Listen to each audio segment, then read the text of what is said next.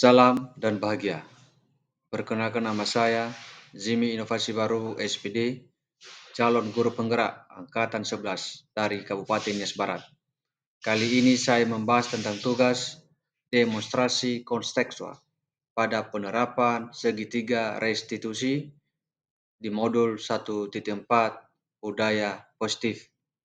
Sebagaimana kita tahu bersama bahwa segitiga restitusi adalah suatu proses dialog yang dijalankan guru atau orang tua agar dapat menghasilkan murid yang mandiri dan bertanggung jawab.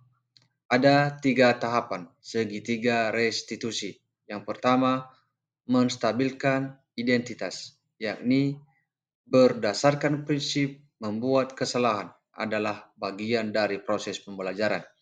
Yang kedua, menggeser identitas gagal ke identitas sukses.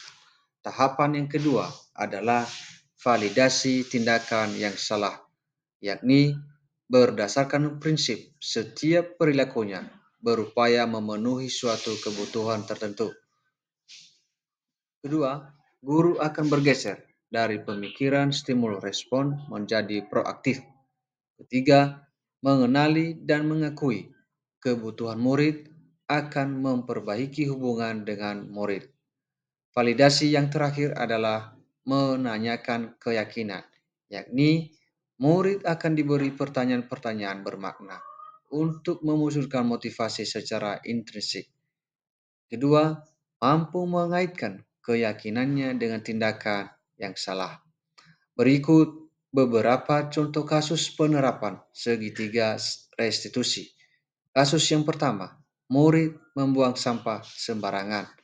Kasus kedua, murid tidak mengerjakan tugas matematika.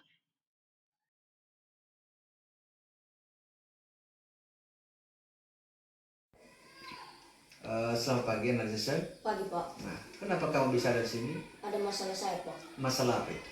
Saya telah membuang sampah sembarangan Oh, setelah membuang sampah sembarangan. Di mana ya tadi? di depan kantor, Pak. Di depan kantor. Nah, Ananda Jason sudah tahu bahwa membuang sampah sembarangan itu tidak baik. Iya, Pak. Nah, jadi karena Ananda Jason sudah menyadari, berarti keyakinan kelas apa yang belum Ananda Jason diterapkan? Saya tidak menjaga lingkungan kelas dan sekolah, Pak. Oke, berarti masih belum menjaga lingkungan kelas dan lingkungan Sekolah, Pak. Nah, sudah pasti Anda Jason dipanggil sini bukan menyalahkan Jason, tetapi harus menyadari bahwa itu tidak baik karena akan merugikan diri sendiri dan sekolah. Nah, setelah Ananda Jason membuang sampah sembarangan, apakah Ananda Jason mau memperbaiki kesalahannya? Siap, Pak. Saya akan memperbaikinya. Baik, terima kasih. Nah, bagaimana cara Ananda Jason memperbaiki kesalahan yang sudah dibuat? Saya akan membersihkan halaman yang saya telah kotori dan tidak melakukannya lagi. Oke, baik. Jadi Ananda Jason harus bertanggung jawab sesuai dengan keyakinan kelas sudah kita buat, bertanggung jawab terhadap yang sudah dikotori tadi. Dan terima kasih Ananda Jason sudah berbaik dan sudah menyadari, dan silakan nanti dipungut sampai sudah dikotori itu, dan dijanji jangan diulangi lagi ya. Siap, Pak. Baik, terima kasih Ananda Jason. Baik, silakan dilaksanakan. Siap, Pak. Pak. Ya. Perkenalkan, nama saya Cermat Jackson Daily, kelas 9A. Terima kasih kepada Bapak Zimi telah menyelesaikan masalah saya. Masalah saya yaitu telah membuang sampah sembarangan. Dan saya berjanji tidak akan mengulanginya lagi dan akan membuang sampah pada tempatnya. Terima kasih.